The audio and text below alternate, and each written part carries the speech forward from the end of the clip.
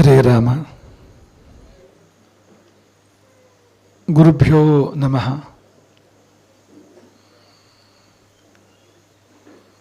ಗುರುರ್ಬ್ರಹ್ಮ ಗುರುರ್ವಿಷ್ಣು ಗುರುರ್ದೇವೋ ಮಹೇಶ್ವರಃ ಗುರುಃ ಸಾಕ್ಷಾತ್ ಪರಂ ಬ್ರಹ್ಮ ತಸ್ಮೈ ಶ್ರೀ ಗುರವೇ ನಮಃ.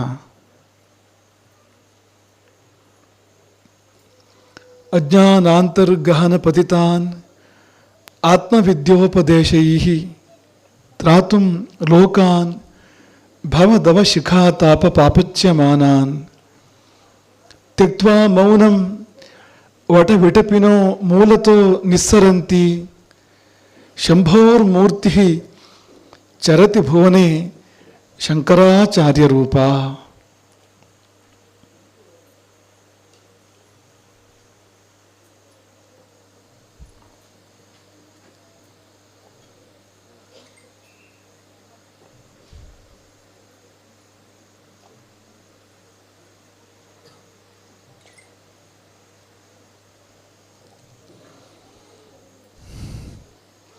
ಶಂಕರನೇ ಅವತರಿಸಿ ಧರಣಿಗೆ ಶಂಕರಾಚಾರ್ಯಾಗಿ ಬಂದನು. ಶಂಕರನೇ ಅವತರಿಸಿ ಧರಣಿಗೆ ಶಂಕರಾಚಾರ್ಯಾಗಿ ಬಂದನು. ಪಂಕವನು ತೊಳೆದೆಲ್ಲ ಮನಸ್ಸಿನ ಬಿಂಕವನು ಬಿಡಸಿ ಕಿಂಕರರ ಪಾವನವ ಮಾಡುತ್ತ ಶಂಕೆ ಇಲ್ಲದ ಪದದೊಳಿಟ್ಟನು. ಕಿಂಕರರ ಪಾವನವ ಮಾಡುತ್ತ ಶಂಕೆ ಇಲ್ಲದ ಪದದೊಳಿಟ್ಟನು. ಡೊಂಕು ಹಾದಿಯ ಬಿಡಸಿ ಡೊಂಕು ಹಾದಿಯ ಬಿಡಸಿ ಕಲಿಯುಗದಲ್ಲಿ ಗುರುವಾಗಿ. ಅಂತಹ ಆಚಾರ್ಯ ಮೂರ್ತಿಗೆ, ಜಗದಾಚಾರ್ಯ ಮೂರ್ತಿಗೆ, ಯುಗದಾಚಾರ್ಯ ಮೂರ್ತಿಗೆ, ಪೂಜನೀಯ ಶಂಕರ ಭಗವತ್ಪಾದರಿಗೆ ಅನಂತ ಅನಂತ ಪ್ರಣಾಮಗಳನ್ನು ನಮ್ಮದು ನಿಮ್ಮದು ಎಲ್ಲರದ್ದು ಸೇರಿಸಿ ಮೊದಲಾಗಿ ಸಮರ್ಪಣೆ ಮಾಡಿಕೊಡ್ತೇವೆ. ಇಂದು ಶಂಕರ ಜಯಂತಿ ಅಥವಾ ರಾಮನವಮಿ ಎಂದ ಹಾಗೆ ಹೇಳೋದು ಅಂತಾದರೆ ಶಂಕರ ಪಂಚಮಿ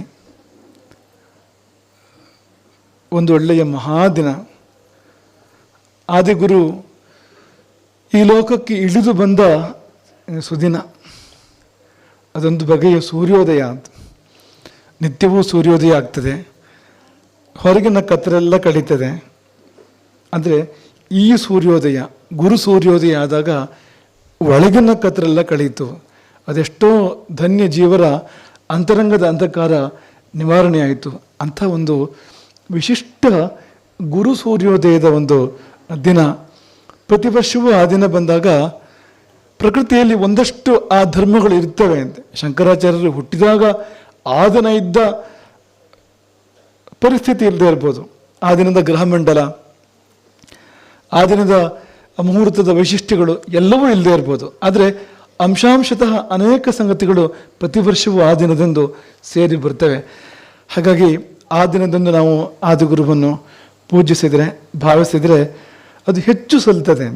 ನೀವು ನಿನ್ನೆಯೂ ಮಾಡಬಹುದು, ನಾಳೆಯೂ ಮಾಡಬಹುದು ಈ ಒಂದು ಗುರುಪೂಜೆಯನ್ನು. ಪುಣ್ಯ ಇದೆ ಮಾಡಿದರೆ, ಆದರೆ ಇಂದು ಮಾಡಿದರೆ ಮಹಾಪುಣ್ಯ ಇದೆ. ಏಕೆಂದರೆ ಅವರ ಅವತಾರ ಮಂಗಲದ ಮಹಾದಿನ ಇದು. ಶಂಕರಾಚಾರ್ಯರು ಎಲ್ಲವನ್ನೂ ಒಂದೇ ಆಗಿ ನೋಡಿದವರು. ಪ್ರಪಂಚದಲ್ಲಿ ಸಮದರ್ಶಿಗಳಿರ್ತಾರೆ, ಅಪರೂಪದಲ್ಲಿ ಸಮದರ್ಶಿಗಳಿರ್ತಾರೆ. ಸಮದರ್ಶಿಗಳು ಅಂದರೆ ಎಲ್ಲವೂ ಸಮಾನವಾಗಿ ಕಾಣ್ತದೆ ಅವರಿಗೆ ಅಂತ, ಅಥವಾ ಎಲ್ಲರಲ್ಲಿಯೂ ಸಮವಾಗಿರುವಂಥ ಒಂದು ಸಂಗತಿ. ವಿದ್ಯಾ ವಿನಯ ಸಂಪನ್ನೆ ಬ್ರಾಹ್ಮಣೆ ಗವಿ ಹಸ್ತಿನಿ ಶುನಿಚೈವ ಶ್ವಪಾಕೇಚ ಸಮದರ್ಶಿನಃ ಪಂಡಿತಾ ಸಮದರ್ಶಿನಃ. ಜ್ಞಾನಿಗಳು ಇವರು ಅಂತ. ಯಾಕೆಂದರೆ ವಿದ್ಯಾ ವಿನಯ ಸಂಪನ್ನನಾದಂಥ ವಿಪ್ರೋತ್ತಮ ಗೋವು, ಆನೆ, ನಾಯಿಯನ್ನು ತಿನ್ನುವವನು. ಎಷ್ಟು ಇಲ್ಲಿ ಭಿನ್ನ ಭೇದಗಳು ಬಂತು ಗಮನಿಸಿ ನೀವು. ವಿದ್ಯಾವಿನಯ ಸಂಪನ್ನನಾಗಿರುವಂಥ ಬ್ರಾಹ್ಮಣ ಮತ್ತು ಗೋವು ಒಂದು ವರ್ಗಕ್ಕೆ ಸೇರ್ತದೆ. ಪರಮ ಸಾತ್ವಿಕ ಅದು. ಇನ್ನು ಹಸ್ತಿ, ಆನೆ ಅಂದರೆ ಇನ್ನೊಂದು ವರ್ಗಕ್ಕೆ ಸೇರುತ್ತೆ. ಅದು ಒಳ್ಳೆ ಒಳ್ಳೆ ಪ್ರಾಣಿ ಹೌದಾದ್ರೂ ಕೂಡ ಗೋವಿನ ಹಾಗಲ್ಲ ಅದು, ಅಥವಾ ವಿದ್ಯಾವಿನಯ ಸಂಪನ್ನನಾಗಿರ್ತಕ್ಕಂಥ ವಿಪ್ರೋತ್ತಮನ ಹಾಗಲ್ಲ. ನಾಯಿ ಅಂದರೆ ಮುಟ್ಟಬಾರ್ದು, ಮುಟ್ಟಿದ್ರೆ ಸ್ನಾನ ಮಾಡಬೇಕು. ಈಗ ಒಂದೇ ಶಬ್ದ ಸಾಕಾಯ್ತು ನಮಗೆ, ನಮ್ಮ ವಾಕ್ಯ ಅಥವಾ ವಾಕ್ಯ ಗುಚ್ಛ ಬೇಕಾಗಲಿಲ್ಲ ಈಗ ಏನಾಗಿದೆ ಅಂತ ಹೇಳೋದಕ್ಕೆ ಅಂತ. ಆದರೆ ವಾಸ್ತವವಾಗಿ ಅದು ಆ ಪ್ರಾಣಿ ಹಾಡು ಅಂತಲ್ಲ, ಅದು ಕೇಡು ಅಂತಲ್ಲ. ಎಷ್ಟೋ ಮನುಷ್ಯರಿಗಿಂತಲೂ ಕೂಡ ಒಳ್ಳೆ ಗುಣ ಇರ್ತದೆ ಅದರಲ್ಲಿ. ಆದರೆ ತುಂಬ ರಜೋಗುಣ ಹರಿತಾ ಇರುವಂಥ ಪ್ರಾಣಿ ಆಗಿದ್ದರಿಂದ ಹೇಗೆ ರಜಸ್ವಲೆಯನ್ನು ಸ್ಪರ್ಶ ಮಾಡೋದಿಲ್ವೋ ಹಾಗೆ ಈ ನಾಯಿಯನ್ನು ಕೂಡ ಸ್ಪರ್ಶ ಮಾಡೋದಿಲ್ಲ, ಮಾಡಬಾರ್ದು. ಅದು ಬಗಳಿದ್ದು ವಿಪ್ರೋತ್ತಮರ ಮನೆಗೆ ಕೇಳಬಾರದು ಅಂತ ಲೆಕ್ಕ. ಅದು ಬಗಳಿದ್ದು ಕೇಳಿದರೆ ಒಂದಿಷ್ಟು ಧರ್ಮಹಾನಿ ಅಂತ ಇರಬೇಕು, ಅದು ಬೇರೆ ಕೆರೆಗಳಲ್ಲಿ ಇರಬೇಕು ಅನ್ನೋದಾಗಿ ಶಾಸ್ತ್ರ ಹೇಳುವಂಥದ್ದು. ಅಂಥ ನಾಯಿ. ಆಮೇಲೆ ಅದಕ್ಕಿಂತ ಕನಿಷ್ಠ ನಾಯಿಯನ್ನು ತಿನ್ನುವವನು ಶ್ವಪಾಕ ಅಥವಾ ಶ್ವಪಚ ಶಬ್ದದಿಂದ ಕರೀತಾರೆ, ಚಂಡಾಲ, ನಾಯಿಯನ್ನು ತಿನ್ನುವವನು. ಇವರೆಲ್ಲರೂ ಕೂಡ ಹೊರದೃಷ್ಟಿಯಿಂದ ತುಂಬ ಬೇರೆ ಬೇರೆ, ಎಲ್ಲೆಲ್ಲ ಇದೆ ಅವರ ಸ್ತರ. ಆದರೆ ಅತ್ಯಂತ ಭಿನ್ನವಾಗಿರ್ತಕ್ಕಂಥ ಈ ಎಲ್ಲ ಸ್ಥಾನಗಳಲ್ಲಿ ಸಮವಾಗಿರುವಂಥ ಒಂದು ವಸ್ತು ಇದೆ, ಅದು ಪರಬ್ರಹ್ಮ ಅಂತ. ಸಮದರ್ಶಿ ಅಂದರೆ ಅವನು. ಇವರೆಲ್ಲರಲ್ಲಿಯೂ ಕೂಡ ಹೊರಗಡೆಯಿಂದ ಎಷ್ಟೇ ಭಿನ್ನ ಭೇದಗಳಿರ್ಬೋದು, ಅದರ ಆಳದಲ್ಲಿ ಅದೇ ಪರಮಾತ್ಮ ಎಲ್ಲ ಕಡೆ ಇರುವುದನ್ನು ಅವನು ಕಾಣ್ತಾನೆ. ಜ್ಞಾನಿಯಾದವನು ಕಾಣ್ತಾನೆ. ಈಗ ಸೂರ್ಯನ ಪ್ರತಿಬಿಂಬ ಬೀಳ್ತದೆ ನೋಡಿ, ಸೂರ್ಯನ ಪ್ರತಿಬಿಂಬ ಗಂಗಾ ನದಿಯಲ್ಲೂ ಬೀಳ್ಬೋದು, ಯಾವುದೋ ಕೆರೆ ಕಟ್ಟೆಗಳಲ್ಲಿ ಬೀಳ್ಬೋದು, ಅಥವಾ ಕೊಳಕು ಹರಿದು ಹೋಗುವಾಗ, ಗ್ರಾಮಸಾರ ಗ್ರಾಮದ ಕೊಳಚೆ ಹರಿದು ಹೋಗುವಾಗ ಆ ನೀರಿನಲ್ಲಿ ಕೂಡ ಪ್ರತಿಬಿಂಬ ಬೀಳ್ಬೋದು. ಈ ನೀರುಗಳು ಅದರ ಯೋಗ್ಯತೆ ತುಂಬ ಬೇರೆ ಬೇರೆ ಆದರೂ ಕೂಡ ಸೂರ್ಯ ಬೇರೆ ಅಲ್ಲ ಅಂತ, ಅವನ ಯೋಗ್ಯತೆ ಬೇರೆ ಇಲ್ಲ ಅಂತ. ಸಮಾನವಾಗಿ ಪ್ರತಿಬಿಂಬ ಎಲ್ಲ ಕಡೆ ಬೀಳ್ತದೆ ನೋಡಿ. ಹಾಗಾಗಿ ನೀನು ಕೊಳಚೆ ನೋಡ್ತೀಯೋ, ಅಲ್ಲಿಯ ಸೂರ್ಯನ ಪ್ರತಿಬಿಂಬವನ್ನು ನೋಡ್ತೀಯೋ, ಆ ಪ್ರಶ್ನೆ ಇರುವಂಥದ್ದು ಅಂತ. ಆದರೆ ಸಮದರ್ಶಿಗಳು ಈ ವಿಷಮವಾದ ಜಗತ್ತಿನಲ್ಲಿ ಯಾವುದು ಸಮಾನವಾಗಿದೆ ಎಲ್ಲ ಕಡೆಯಲ್ಲಿ ಅದನ್ನು ನೋಡಬಲ್ಲರು. ಇದೊಂದು ಸ್ತರ, ಇದೊಂದು ಎತ್ತರ. ಇದು ಶಂಕರಾಚಾರ್ಯರದ್ದು ಏನಂದರೆ ಎಲ್ಲವನ್ನೂ ಕೂಡ ಸಮವಾಗಿ ನೋಡುವುದು ಅಥವಾ ಎಲ್ಲರಲ್ಲಿಯೂ ಸಮವಾಗಿ ಇರುವಂಥದ್ದನ್ನು ನೋಡುವುದು ಅನ್ನೋದಕ್ಕಿಂತ ಒಂದು ಹೆಜ್ಜೆ ಮುಂದೆ ಹೋಗಿ ಎಲ್ಲವನ್ನು ಒಂದೇ ಆಗಿ ನೋಡೋದು. ನೇಹ ನಾನಾಸ್ತಿ ಕಿಂಚನ, ಇಲ್ಲಿ ಎರಡು ಇಲ್ಲ. ಉಪನಿಷತ್ತಿನ ವಾಣಿ ಈಗ ನಾವು ಹೇಳ್ತಾ ಇರುವಂಥದ್ದು ನೇಹ ನಾನಾಸ್ತಿ ಕಿಂಚನ. ಇಹ ಅಂದರೆ ಇಲ್ಲಿ, ನಾನಾ ಕಿಂಚನ ನಾಸ್ತಿ ಅಂದರೆ ಬೇರೆ ಬೇರೆ ಅನ್ನೋದು ಯಾವುದು ಇಲ್ಲ ಅಂತ, ಒಂದೇ ಇದೆ ಅಂತ. ಆ ಪರಮಾತ್ಮ ಮಾತ್ರ ಇರುವಂಥದ್ದು, ಬೇರೆ ಏನೂ ಇಲ್ಲ ಅಂತ. ಇಹ ಅಂದರೆ ಎಲ್ಲಿ, ಇಹ ಅಂದರೆ ಇಲ್ಲಿ ಅಂತ ಹೇಳ್ತಾ ಇರುವಂಥದ್ದು. ಇಲ್ಲಿ ಅಂದರೆ ಎಲ್ಲಿ? ಆ ವೇದವಾಣಿಯನ್ನು ಉಚ್ಚರಿಸುವಾಗ, ಅದು ಮುಖದಿಂದ ಹೊರಗೆ ಉದ್ಗತವಾಗಿ ಬರುವಾಗ ಆ ಯೋಗಿ ಯಾವ ಸ್ಥಿತಿಯಲ್ಲಿ ಇದಾನೋ ಅಲ್ಲಿ ಅಂತ, ಅಲ್ಲಿ ಹೋಗಿ ನೋಡಿದರೆ ನಾನಾ ನಾಸ್ತಿ, ಅಲ್ಲಿ ನಾನಾ ಪ್ರಕಾರವಾದೇನೂ ಕಾಣ್ತಾ ಇಲ್ಲ ಅಂತ. ಒಂದು ಪರಮಾತ್ಮ ಚೈತನ್ಯ ಮಾತ್ರ ಕಾಣ್ತಾ ಇರುವಂಥದ್ದು, ಅದರ ಹೊರತು ಬೇರೆ ಏನೇನೂ ಕಾಣ್ತಾ ಇಲ್ಲ ಅಂತ. ಇದು ಒಂದು ಎತ್ತರ, ಇದು ಶಂಕರಾಚಾರ್ಯರ ಎತ್ತರ. ಇದು ಅವರಿಗೆ ದ್ವೈತ ಕಾಣಲೇ ಇಲ್ಲ ಅಂತ, ಬೇರೆ ಬೇರೆ ಏನೂ ಕಾಣಲೇ ಇಲ್ಲ ಅಂತ, ಒಂದೇ ಕಾಣೋದು ಅಂತ. ಆ ಕಣ್ಣು ತೆರೆದಾಗ ಪರಮಾತ್ಮನ ನೋಡುವಂಥ ಕಣ್ಣದು, ಆ ಕಣ್ಣು ತೆರೆದಾಗ ಅವನು ಹೊರತು ಬೇರೆ ಏನೂ ಕಾಣೋದಿಲ್ಲ. ಈ ಕಣ್ಣು ತೆರೆದಾಗ ಇದನ್ನು ಬಿಟ್ಟು ಅವನೇ ಕಾಣೋದಿಲ್ಲ, ಪರಮಾತ್ಮನೇ ಕಾಣೋದಿಲ್ಲ. ನಮಗೂ ಮತ್ತು ಶಂಕರಾಚಾರ್ಯರಿಗೂ ಬಂದ ವ್ಯತ್ಯಾಸ ಅಲ್ಲಿ ಅಂತ. ನಾವು ಯಾವ ಕಣ್ಣು ತೆರೆದಿದ್ದೇವೋ ನಮಗೆ ಪ್ರಪಂಚ ಕಾಣ್ತದೆ, ಪರಮಾತ್ಮ ಕಾಣೋದಿಲ್ಲ. ಅವರಿಗೆ ಯಾವ ಕಣ್ಣು ತೆರೆದಿತ್ತೋ ಆ ಕಣ್ಣಿಗೆ ಪರಮಾತ್ಮ ಮಾತ್ರ ಕಾಣ್ತಾನೆ, ಪ್ರಪಂಚ ಕಾಣಿಸೋದೇ ಇಲ್ಲ ಅಂತ. ಇದು ಒಂದು ದೂರ, ಅದು ಇನ್ನೊಂದು ದೂರ ಅಂತ, ಇನ್ನೊಂದು ತೀರ ಅದು ಅಂತ ಹಾಗೆ ಹೇಳ್ಬೋದು ಅಂತ. ಇದು ಈಚೆ ದಡ, ಅದು ಆಚೆ ದಡ ಅಂತ, ಇನ್ನಷ್ಟು ವ್ಯತ್ಯಾಸ ಇದೆ ಅಂತ. ಹಾಗೆ ಅಂಥ ಒಂದು ಪರಮಜ್ಞಾನಿ ಅಂಥವರು ಆಗಾಗ್ಗೆ ಹುಟ್ಟಿ ಬರೋದಿಲ್ಲ ಅಂತ. ಯುಗಕ್ಕೊಮ್ಮೆ ಜಗಕ್ಕೊಬ್ಬ ಎನ್ನುವ ಹಾಗೆ ಅಂಥವರು ಹುಟ್ಟಿ ಬರ್ತಾರೆ ಅಂತ. ಜ್ಞಾನವನ್ನು ಬಹಳ ಕಷ್ಟಪಟ್ಟು ಸಂಪಾದನೆ ಮಾಡಬೇಕಂತೆ. ಎಷ್ಟು ಜನರಿಗೆ ಜ್ಞಾನ ಸಿಗ್ತದೆ ಪ್ರಪಂಚದಲ್ಲಿ? ಈ 100 ಕೋಟಿ ಮನುಷ್ಯರು, ಪ್ರಾಣಿ ಪಕ್ಷಿ ಕ್ರಿಮಿಕೀಟಗಳಲ್ಲಿ ಯಾರು ಆತ್ಮಜ್ಞಾನವನ್ನು ಪಡಿತಾರೆ? ಎಷ್ಟು ಮಂದಿ ಪಡಿತಾರೆ ಅಂದರೆ ನಿಮ್ಮ ಕಣ್ಣಿಗೆ ಯಾರು ಬೀಳಲ್ಲ ಅಲ್ವಾ ಅಂತ, ಅಂಥವರು ಅಂತ.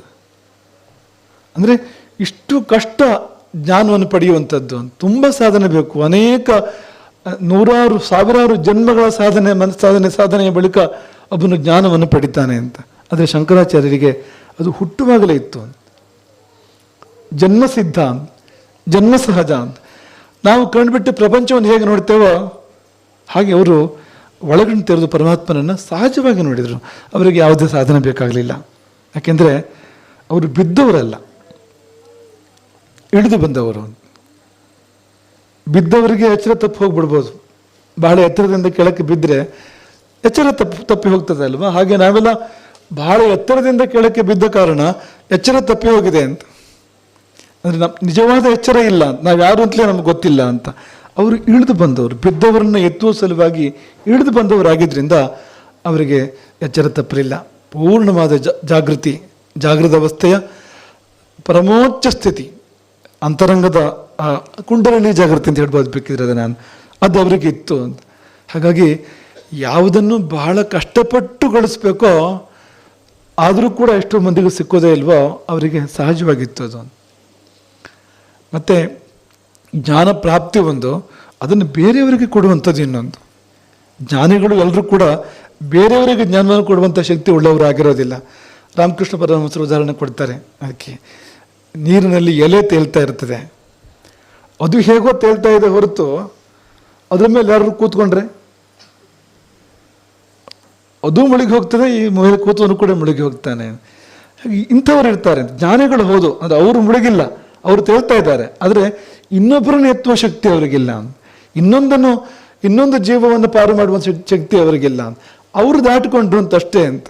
ಆದರೆ ನೌಕೆ ಅದು ತಾನು ತೇಲುವುದು ಮಾತ್ರ ಅಲ್ಲ, ತನ್ನಲ್ಲಿ ಕುಳಿತವರು ಯಾರೂ ಮುಳುಗದಂತೆ ನೋಡ್ಕೊಳ್ತದೆ, ಆಚೆ ದಡಕ್ಕೆ ಕರ್ಕೊಂಡು ಹೋಗ್ತದೆ.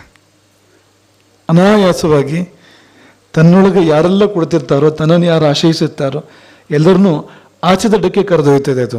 ಇದು ಗುರು ಎಂದರೆ ಇದು, ಶಂಕರಾಚಾರ್ಯರು ಅಂದರೆ ಇದು.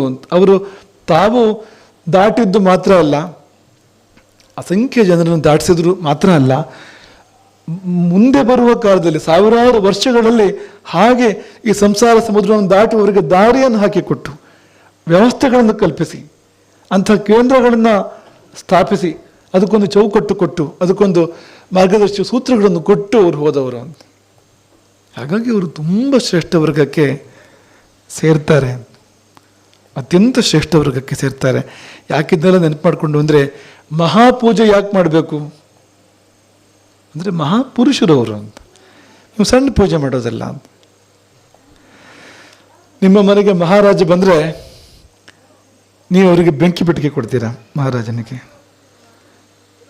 ನಿಮ್ಮಲ್ಲಿರುವ ಅತ್ಯಂತ ಒಳ್ಳೆ ವಸ್ತು ಅಂತಾನೆ ಕೊಡ್ತೀರಿ ನೀವು. ಕಾಣಿಕೆಗೆ ಸಮರ್ಪಣೆ ಮಾಡುವಾಗ ನೀವು ನೋಡಬೇಡವಾ ಅಂತ, ಏನನ್ನು ಕೊಡಬೇಕು ಅಂತ ನೋಡಬೇಡವಾ ನೀವು ಅಂತ. ಹಾಗೆ ಮಹಾಗುರುವಿಗೆ ಒಂದು ಸಣ್ಣ ಪೂಜೆ ಮಾಡ್ತೇನೆ ಅಂದರೆ ಅದು ಅವರ ಯೋಗ್ಯತೆಗೆ ಸರಿಯಾಗಲಿಲ್ಲ,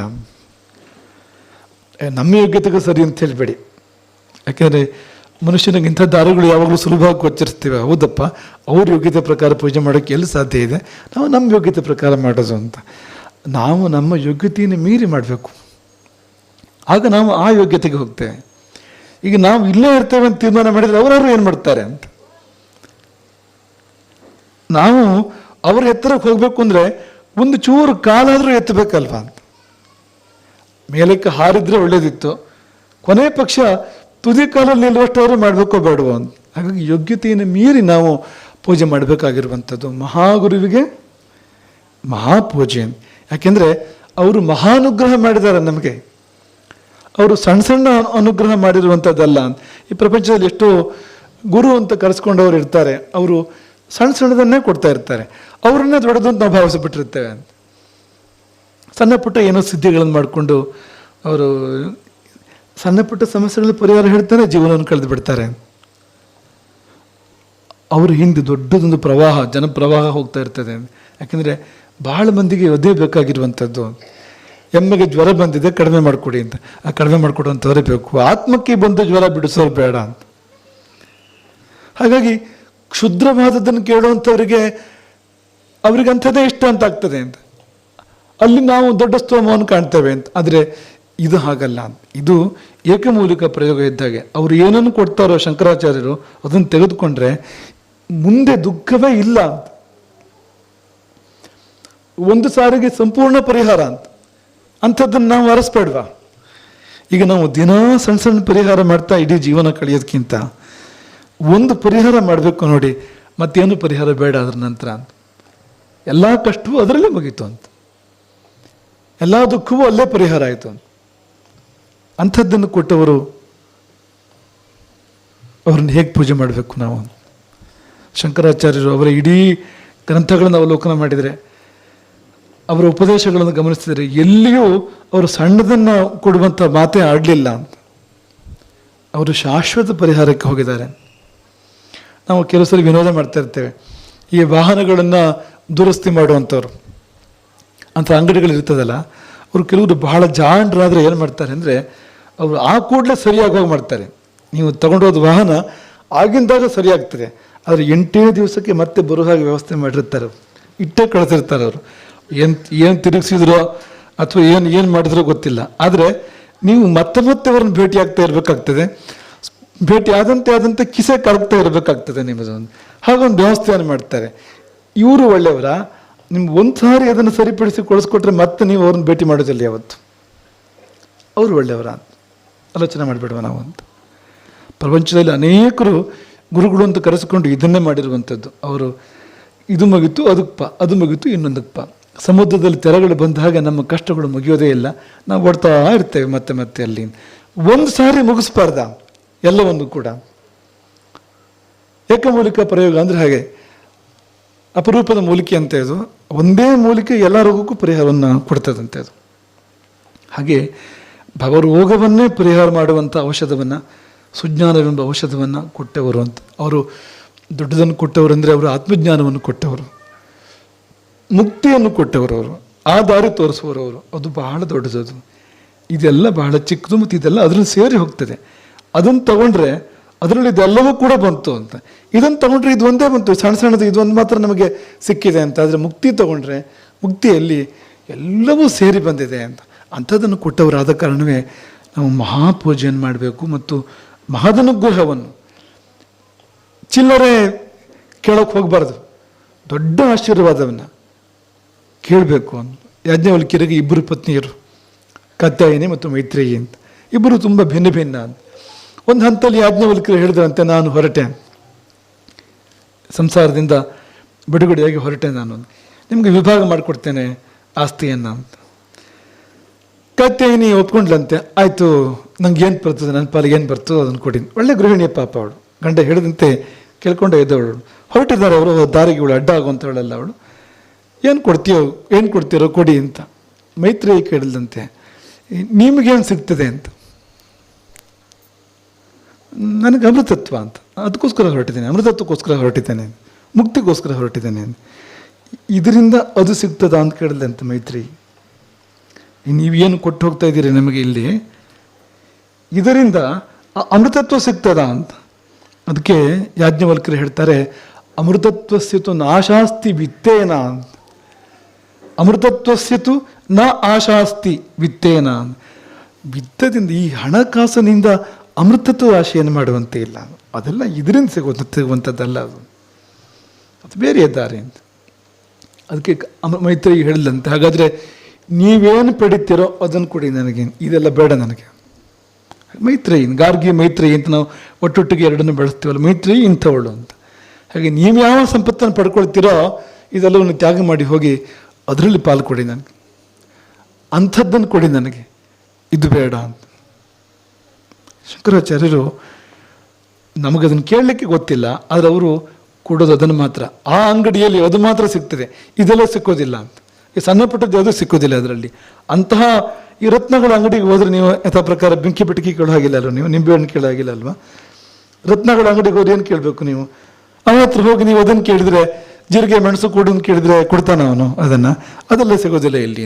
ರತ್ನಗಳು ಬೇಕಾದರೆ ಪಡ್ಕೊಳ್ಳಿ, ದೊಡ್ಡ ಬೆಲೆ ಅಂತ ಹೇಳ್ಬೇಕಾಗ್ತದೆ ಅದಕ್ಕೆ ಅಂತ ಹೇಳ್ತಾನೆ ಅವನು. ಜೀರಿಗೆ ಮೆಣಸು ಸಣ್ಣ ಬೆಲೆಗೆ ಸಿಗ್ತದೆ, ಸಾಯಂಕಾಲಕ್ಕೆ ಹಸಿವಾಗ್ತದೆ.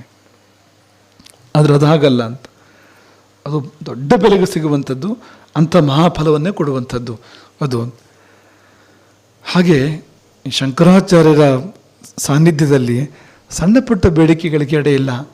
ಅವರು ದೊಡ್ಡದನ್ನು ಕೊಡುವಂಥವ್ರು, ಬಹಳ ದೊಡ್ಡದನ್ನು ಅಂದರೆ ಅದಕ್ಕಿಂತ ದೊಡ್ಡದು ಬೇರೆ ಯಾವುದೂ ಇಲ್ಲ ಅಂಥದ್ದನ್ನು ಅವರು ಕೊಡುವಂಥವ್ರು. ಹಾಗಾಗಿ ದೊಡ್ಡ ಪೂಜೆ ಅವರಿಗೆ ಸಲ್ಲಬೇಕು ಎಂಬುದಾಗಿ ಇದರ ಹಿಂದೆ, ಈ ಪೂಜೆ ಹಿಂದೆ ಇರ್ತಕ್ಕಂಥ ಭಾವ ಮಹಾಪಾದುಕೆ. ಏಕೆಂದರೆ ಮಹಾಗುರು, ಮಹಾಪಾದುಕೆ, ಮಹಾಪೂಜೆ, 3 ತಾಸು ಪೂಜೆ.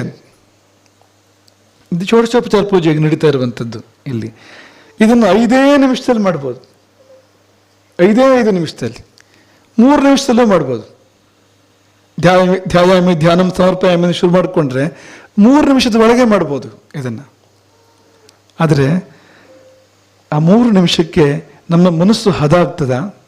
ಆ 3 ನಿಮಿಷದ ಒಳಗಡೆಗೆ ನಾವು ಯಾವ ಮನಸ್ಥಿತಿಗೆ ಹೋಗಿ ಪೂಜೆಯನ್ನು ನಾವು ಸ್ವೀಕಾರ ಮಾಡಬೇಕು, ಪೂಜಾ ಫಲ ಸ್ವೀಕಾರ ಮಾಡಬೇಕು, ಅಲ್ಲಿ ಹೋಗ್ತೇವೆ ನಾವು? ಇಲ್ಲ. ನೀವು ಗಂಟೆಗಟ್ಟಲೆ ಕೂರಬೇಕು, ಸಮಾಧಾನವಾಗಿ ಏಕಾಗ್ರತೆಯಿಂದ ಗಂಟೆಗಟ್ಟಲೆ ಕೂತ್ರೆ ಈ ಪ್ರಕೃತಿಯಲ್ಲಿ ಒಂದು ಹದ ಬರ್ತದೆ ಅಂತ, ಈ ಹೃದಯ ಮನಸ್ಸಿಗೆ ಒಂದು ಹದ ಬರ್ತದೆ. ಆಮೇಲೆ ನಿಮಗೆ ಅದರ ಸ್ವಾದ ಸಿಗುವಂಥದ್ದು, ಅದಕ್ಕಿಂತ ಮೊದಲೇ ಅಲ್ಲ ಅಂತ. ಅನೇಕ ಸಂಗತಿಗಳು ಹಾಗಿರ್ತವೆ ಅಂತ. ಕೂಡಲೇ ನಿಮಗೆ ಅದ್ರ ಫಲ ಸಿಗೋದಿಲ್ಲ. ನೀವು ಮಾಡ್ತಾ ಹೋಗಬೇಕು. ಈ ಸಂಗೀತ ಅಂತ ಅಂದ್ಕೊಳ್ಳಿ, ನೀವು ಇವತ್ತೇ ನೀವು ಹಾಡ್ಬಿಡ್ತೇನೆ ಅಂತಂದರೆ ಅಲ್ಲ ಅಂತ. ನೀವು ಅಭ್ಯಾಸ ಮಾಡಬೇಕು. ವರ್ಷ ಅಭ್ಯಾಸ ಮಾಡಿದಾಗ ಒಂದು ಹದ ನಿಮಗೆ ಸಿಗ್ತದೆ. ಸ್ವರಕ್ಕೊಂದು ಹದ ಬರುತ್ತದೆ. ಈ ಸ್ವರಕ್ಕೊಂದು ಸಂಸ್ಕಾರ ಬರಬೇಕಾದ್ರೆ ಕೆಲವು ಕಾಲ ಬೇಕಂತೆ. ಆಮೇಲೆ ಅದ್ರ ಆಸ್ವಾದನೆ, ಅದ್ರ ಆನಂದವೇ ಬೇರೆ ನಂತರದ್ದು ಅಂತ. ಹಾಗೆ ಇದೆಲ್ಲ ಅಂತ. ಹಾಗಾಗಿ ಆ ಷೋಡಶೋಪಚಾರವನ್ನೇ ವಿಸ್ತರಿಸಿ ಸಮಾಧಾನದಿಂದ ಯಾವುದೇ ಅವಸರ ಮಾಡದೆ ಈ ಪೂಜೆ ಇಲ್ಲಿ ನೆರವೇರಿದೆ ಅಂತ. ಹಾಗೆ ನಮಗೆ ಗಮನ ಬೇಕು ಆ ಕಡೆಗೆ. ನಮ್ಗೆ ಅವಸರ ಬೇರೆ ಕಡೆಯಲ್ಲೂ ಹೋಗ್ಲಿಕ್ಕಿದೆ, ತುಂಬ ಅವಸರ ಇದೆ ಅಂದರೆ ನೀನು ಪೂಜೆ ಮಾಡಿಬಿಡ, ಹಂಗೆ ಸ್ಮರಣೆ ಮಾಡು ಸಾಕು. ಪೂಜೆ ಯಾಕೆ ನಿನಗೆ? ಅಷ್ಟು ಅವಸರದಲ್ಲಿ ಪೂಜೆ ಮಾಡ್ಲಿಕ್ಕೆ ಆಗೋದಿಲ್ಲ ಅಂತ. ಆಯ್ತು, ಕಣ್ಣು ಮುಚ್ಕೊಂಡು ದೇವರು ಸ್ಮರಣೆ ಮಾಡು, ಹೊರಡು ಅಂತ. ಅಷ್ಟು ನಿನಗೆ ಸಮಯ ಇದ್ರೆ ಅಷ್ಟನ್ನು ಮಾಡು ಅಂತ. ಸ್ಮರಣೆ ಮಾಡೋಕ್ಕೆ ಸಾಧ್ಯ ಇದೆ ಅಂತ. ಆದರೆ ಪೂಜೆ ಅಂತ ಆಗಬೇಕಾದ್ರೆ ಸ್ವಲ್ಪ ಸಮಾಧಾನ ಬೇಕು ಅದಕ್ಕೆ. ಯಾಕೆಂದರೆ ಪೂಜೆ ಮಾಡೋದೇ ಸಮಾಧಾನದ ಸಲುವಾಗಿ. ಪೂಜೆ ಮಾಡೋದಕ್ಕೆ ಸಮಾಧಾನಕ್ಕಾಗಿ. ಮಾಡಲಿಕ್ಕೆ ಸಮಾಧಾನ ಇಲ್ಲದೆ ಇದ್ದರೆ ನಿಮ್ಗೆ ಸಮಾಧಾನ ಸಿಗೋದಿಲ್ಲಿಂದ. ಪೂಜೆಯಿಂದ ನಿಮಗೆ ಸಮಾಧಾನ ಬೇಕು ಅಂತ ಹೇಳ್ತೀರಿ, ಆದರೆ ಮಾಡಲಿಕ್ಕೆ ಸಮಾಧಾನ ಇಲ್ಲ. ನಿಮ್ಗೆ ಎಲ್ಲವನ್ನೂ ದೇವರು ಕೊಡಬೇಕು. ನೀವು ಪೂಜೆಯಲ್ಲಿ ಕೂತು ಮಾಡೋ ಸಂಕಲ್ಪಗಳು ನೋಡಿದರೆ ದೇವರೇ ಅಂದರೆ ನೀವು ಏನು ಕೊಟ್ಟು ಏನು ಪಡ್ಕೊಳ್ಳೋಕೆ ಹೊರಟಿದ್ದೀರಿ ಅಂತ. 8 ಆಣೆ ಇದೆ, ನಿಮ್ಗೆ ಅರಮನೆ ಬೇಕು ಅಂತ. ಇನ್ನೇನು ಕೇಳೋಕ್ಕೆ ಬಾಕಿ ಇಲ್ಲ, ಎಲ್ಲ ಕೇಳಿಬಿಡೋದು. ಆದರೆ 10 ನಿಮಿಷ ಕೊಡೋದಕ್ಕೆ ನಿಮ್ಗೆ ಸಮಯ ಇಲ್ಲ ದೇವರಿಗೆ. ಅರ್ಧ ಗಂಟೆ ಕೊಡೋದಕ್ಕೆ ಸಮಯ ಇಲ್ಲ, ಎಲ್ಲವನ್ನೂ ದೇವರು ನಿಮ್ಗೆ ಕೊಟ್ಬಿಡ್ಬೇಕು ಅಂತ ಹೇಗೆ ಕೊಡ್ತಾನೆ ಅನ್ನೋದನ್ನು. ಹಾಗಾಗಿ ನಮ್ಮದೇ ಅಪೇಕ್ಷೆ ಇದ್ದಿದ್ದು, ನಾವು ಇದನ್ನು ತುಂಬ ಸಮಾಧಾನವಾಗಿ ಮಾಡಬೇಕು, ಸಮಯ ತಗೊಂಡು ಮಾಡಬೇಕು ಇದನ್ನು. ಯಾವುದೇ ಅವಸರ ಮಾಡಿದೆ, ಏನೋ ನೆನಪಾಯ್ತು ಅಲ್ಲಿಗೆ ಹೋಗು, ಮತ್ತು ಇದ್ಯಾಕೆ ನಿನಗೆ ಇದು ಬೇಕು ಅಂದರೆ ಮರೆತು ಕೂರು ಇಲ್ಲಿ, ಅದೆಲ್ಲ ಬಿಡು ಒಂದ್ಸತಿ, ಬೇರೆಲ್ಲ ಯೋಚನೆಗಳನ್ನು ಬಿಟ್ಟು ಪೂಜೆಗೆ ಕೂರು, ಪೂಜೆಯನ್ನೇ ಮಾಡು. ಪೂಜಾ ಕಾಲವನ್ನು ಪೂಜೆಗೆ ಕೊಡೋಕ್ಕೆ ನಮಗೆ ಗೊತ್ತಿಲ್ಲ, ಇನ್ಯಾವುದೋ ಮುಖ್ಯ ಅಂತ ನಾವು ಭಾವಿಸ್ತೇವೆ.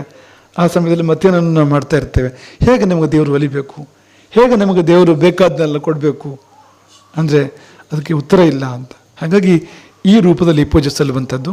ಇನ್ನು ಕೊನೆಯದಾಗಿ ಪೂಜೆಗೆ ಭಾರೀ ಮಂದಿ ಪೂಜೆಗೆ ಸಂಕಲ್ಪ ಮಾಡಿ ಅಥವಾ ಸೇರಿ ಮಾಡ್ಬೋದಾಗಿತ್ತಲ್ಲ, ಸ್ವಲ್ಪ ಕಡಿಮೆ ಆಯ್ತೇನೋ ಜನ ಅಂತ ನಮಗೆ ಈಗಾಗಲೇ ಆರಸಗಡೆ ನಮ್ಮ ಹತ್ರ ಒಂದು ಸ್ವಲ್ಪ ಮೊದಲೇ ಹೇಳಿದ್ದ, ನೀವು ಅಲ್ಲಿಂದ ನೋಡಿದ್ರಿ, ನಿಮಗೆ ಕೇಳಿಸ್ಲಿಲ್ಲ ಅದು ಅಂತ.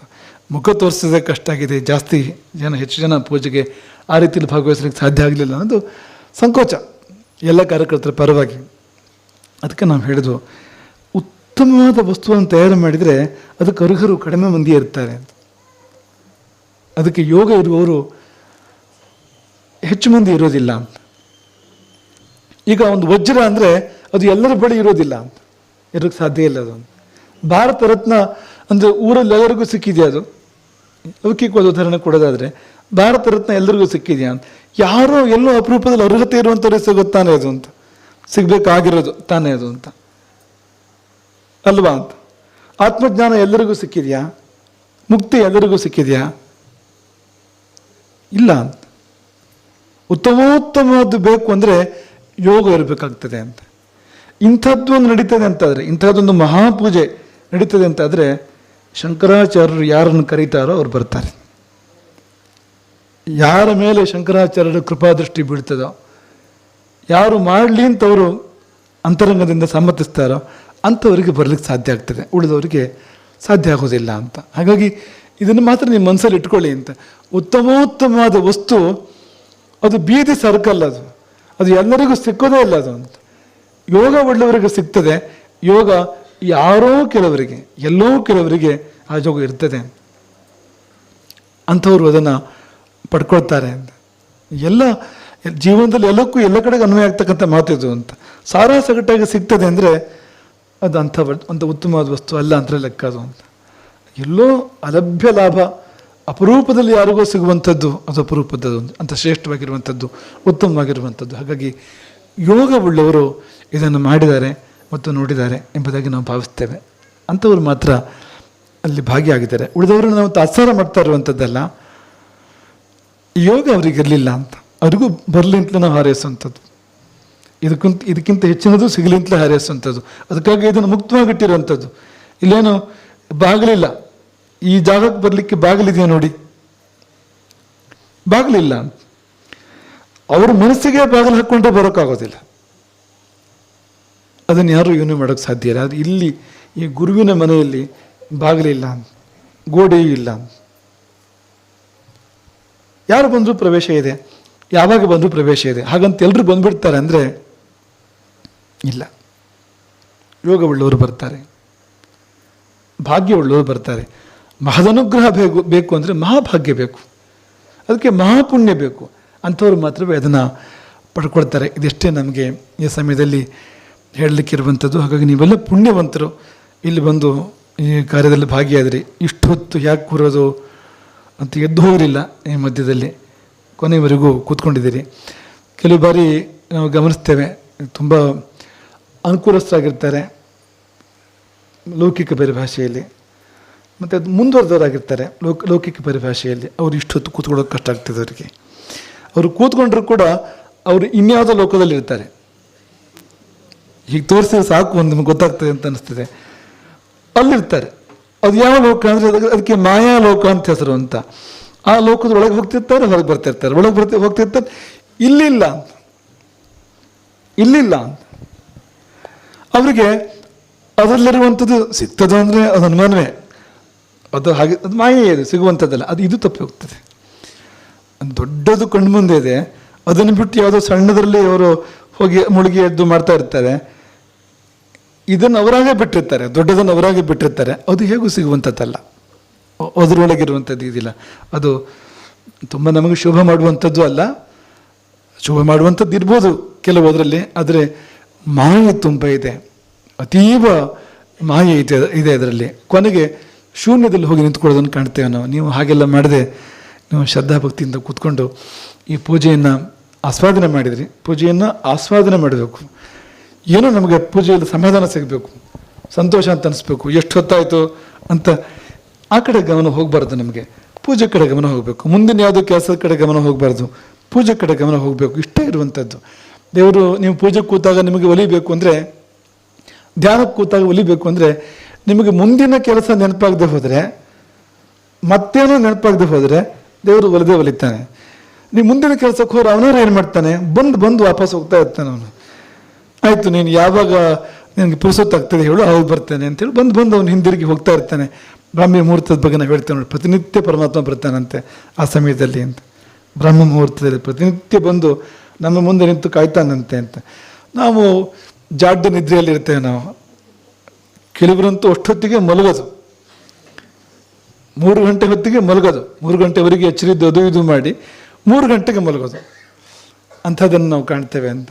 ಆಗ ಅವನು ಪಾಪ ಪ್ರತಿನಿತ್ಯ ಬಂದು ಹೋಗ್ತಾನಂತೆ. ಅವನು ಅಮೃತತ್ವವನ್ನು ಕೊಡುವ ಸಲುವಾಗಿ ಅಮೃತ ಕಲಶವನ್ನು ಹಿಡಿದು ಪ್ರತಿನಿತ್ಯ ಬರ್ತಾನಂತೆ. ಎದ್ದವನಿಗೆ ಸಿಗ್ತದೆ ಅಂತ. ಜೋ ಜಾಗತಾ ಹೇ ವೋ ಪಾತಾ ಹೇ, ಜೋ ಸೋತಾ ಹೇ ವೋ ಖೋತಾ ಹೇ. ಯಾವ ಮಲಗಿರ್ತಾನೋ ಅವನು ಕಳ್ಕೊಳ್ತಾನೆ ಆ ಬ್ರಹ್ಮ ಮುಹೂರ್ತದ ಅಮೃತ ಕಲಶವನ್ನು, ಅಮೃತ ನದಿಯನ್ನು ಅಂತ. ಹೀಗೆ ನಮ್ಮ ಜೀವನದಲ್ಲಿ ನಾವು ಎಷ್ಟು ದಿವಸ ಬದುಕಿರ್ತೇವೋ ಅಷ್ಟೂ ದಿವಸ ಪ್ರತಿದಿನ ಭಗವಂತ ಅಮೃತ ಕಲಶ ತಗೊಂಡು ಬರ್ತಾನಂತೆ.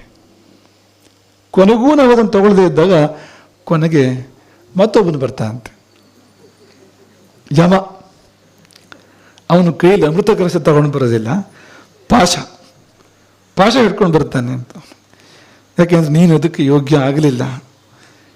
ದಿನ ದೊಡ್ಡವರು ಬಂದು ನಿನ್ನ ಮುಂದೆ ನಿಂತು ತಗೋ ಅಂತ ಹಿಡಿದ್ರು ತಗೊಳ್ಳಿಲ್ಲ ನೀನು, ಇದು ತಗೋ, ಇಲ್ಲ ಆಯ್ಕೆ ಇಲ್ಲ, ನೀನು ತಗೊಳ್ಳೋದಿಲ್ಲ ಅನ್ನೋ ಪ್ರಶ್ನೆ ಇಲ್ಲ. ನೀನು ಮಲ್ಕೊಂಡು ನಿದ್ದೆ ಮಾಡ್ತಾಯಿರು, ಊಟ ಮಾಡ್ತಾಯಿರು, ನೀನು ಇನ್ನೇನೋ ಮಾಡ್ತಾಯಿರು, ಒಂದು ಕ್ಷಣವೂ ಕೂಡ ಕಾಯುವ ಪ್ರಶ್ನೆ ಇಲ್ಲ. ಒಳ್ಳೆ ಮಾತಲ್ಲಿ ನೀನು ಬರಬೇಕು, ನೀನು ಒಳ್ಳೆ ಮಾತಲ್ಲಿ ಅಂತ ಕೇಳೋದು ಇಲ್ಲ ಅಂತ ಪಾಶ ಹಾಕಿ ಎಳೆದಿದ್ದ ಖಾತ್ರಿ ಅಂತ ಅದು ಸಿಕ್ಕಿಬಿಡ್ತದೆ ಕೊನೆಯಲ್ಲಿ ಅಂತ. ಹಾಗಾಗಿ ಅದಕ್ಕಿಂತ ಮೊದಲು ನಾವು ಇದನ್ನು ತಗೊಳ್ಬೇಕು. ಒಂದು ದಿನವಾದರೂ ನಾವು ಅಮೃತ ಕಲಶ ಭಗವಂತ ಕೊಡುವಂತ ತಗೊಂಡ್ರೆ ನಮಗೆ ಸಾವಿಲ್ಲ ಅಂತ.